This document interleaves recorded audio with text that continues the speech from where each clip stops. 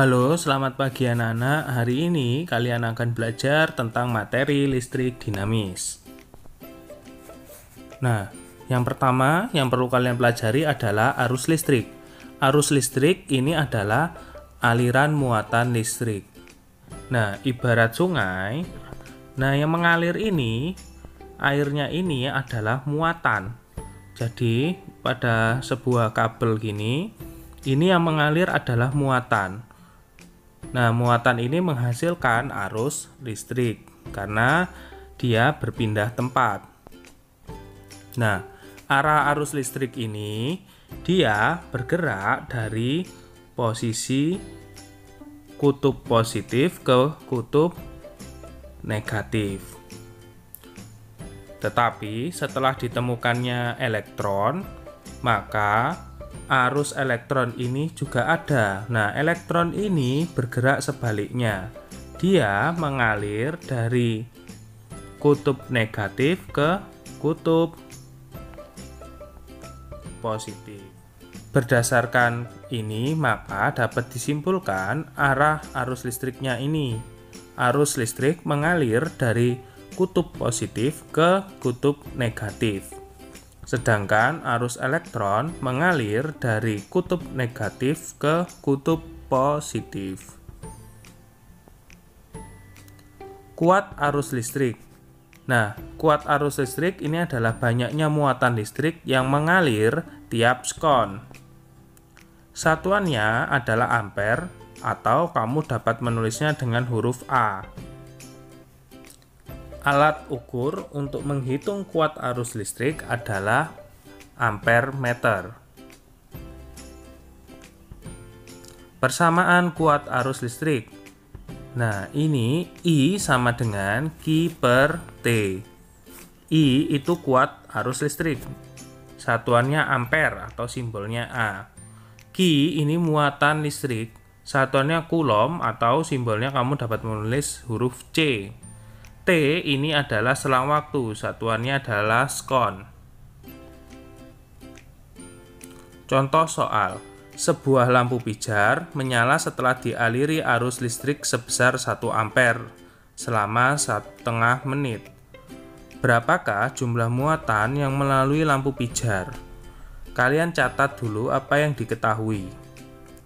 Lalu cari apa yang ditanyakan. Di sini yang ditanyakan adalah Q. Maka silakan kalian jawab dan tuliskan rumus yang tadi. I sama dengan Q per T. I-nya diketahui, T-nya diketahui. Yang dicari adalah Q. Maka tulis yang diketahui dan biarkan tetap catat yang tidak diketahui. Yang tidak diketahui ini adalah Q. Nah, setelah ini kalian kalikan silang. Maka Q pindah posisi ke sebelah kiri, ruas kiri, sedangkan 1 ampere dikalikan 30 sekon, hasilnya adalah 30 coulomb. Satuannya Q adalah coulomb ya. Maka jawaban akhirnya adalah 30 coulomb. Hambatan listrik. Benda yang dapat mengantarkan listrik ini disebut konduktor listrik. Contoh konduktor listrik adalah perak, tembaga, aluminium, karbon, dan besi. Benda yang tidak dapat menghantarkan listrik dengan isolator listrik, contohnya adalah karet, plastik, kain wol, kayu, dan udara. Nah, selain bersifat konduktor dan isolator, ada beberapa benda yang bersifat keduanya. Nah, ini dinamakan semikonduktor. Bahan yang termasuk semikonduktor adalah silikon, germanium, dan arsen. Suatu penghantar itu memiliki hambatan listrik. Jadi setiap kabel itu kan penghantar. Nah, dia itu selalu memiliki hambatan listrik juga. Hambatan dalam suatu penghantar dapat diukur dengan alat namanya ohmmeter. Faktor yang mempengaruhi hambatan listrik adalah hambatan jenis penghantar, panjang kawat, luas penampang kawat.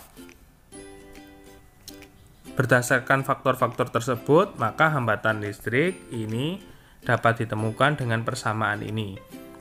R sama dengan Rho kali L per A. R itu hambatan kawat, satuannya ini ohm ya. Ohm ini ditulis dengan omega.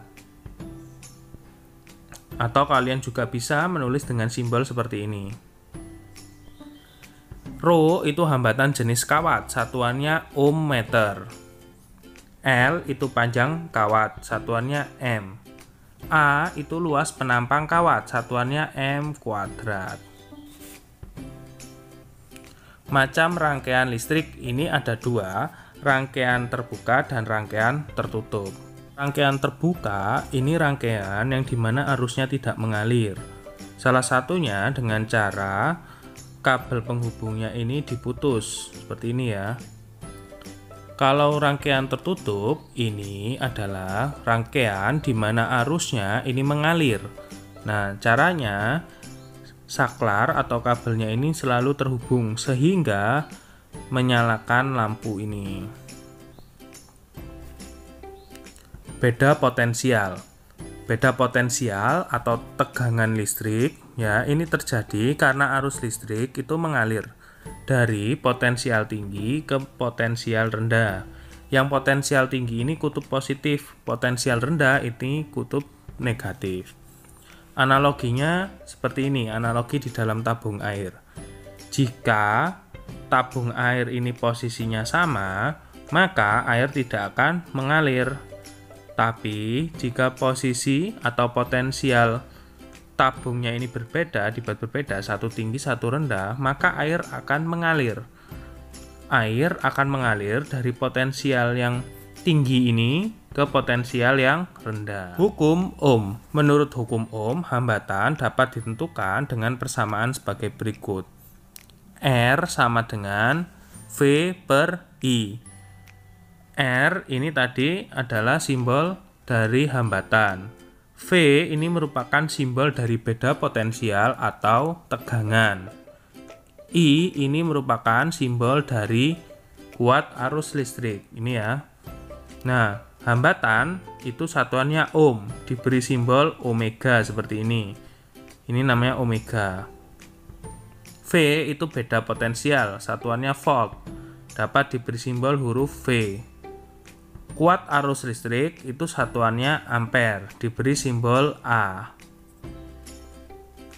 Nah, selain R sama dengan V per I, ini kalian juga bisa menghafal salah satunya ya dari tiga ini. Ada V sama dengan I kali R, atau I sama dengan V per R. Kalian bisa mengingat salah satunya aja, nanti bisa mengerjakan rumusnya. Contoh soal. Sebuah rangkaian listrik memiliki beda potensial kawat penghantar 220 volt dan arus listrik sebesar 2 ampere. Hitunglah kawat penghantar tersebut. Nah, ini kalian catat dulu apa yang diketahui. V sama I-nya diketahui. Lalu yang ditanyakan adalah R. Maka silakan jawabnya kalian tulis dulu rumusnya. R sama dengan V per I. Lalu kalian masukkan yang diketahui ini ke rumus. Maka ketemu R sama dengan 220 volt per 2 ampere. R-nya maka ketemu 110 ohm. Hukum Kirchhoff 1. Nah, ini merupakan jumlah kuat arus masuk sama dengan jumlah arus keluar. Jadi kalau ada gambar seperti ini ya, ini ada arus yang masuk. Nah, ini arus yang keluar. Titik pertemuannya ada di tengah sini, kebetulan. Jadi ingat-ingat ya, ketika ada cabang, maka itu kalian perhatikan di sana. Nah, maka ditemukan persamaan seperti ini. Jumlah arus masuk sama dengan jumlah arus keluar. Itu arus ya.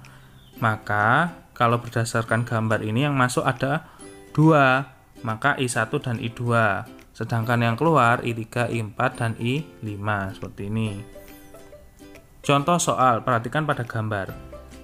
I1 sampai I4 itu diketahui. I1 6 ampere, I2 3 ampere, I3 2 ampere, I4 2,4 ampere. Yang dicari adalah I5.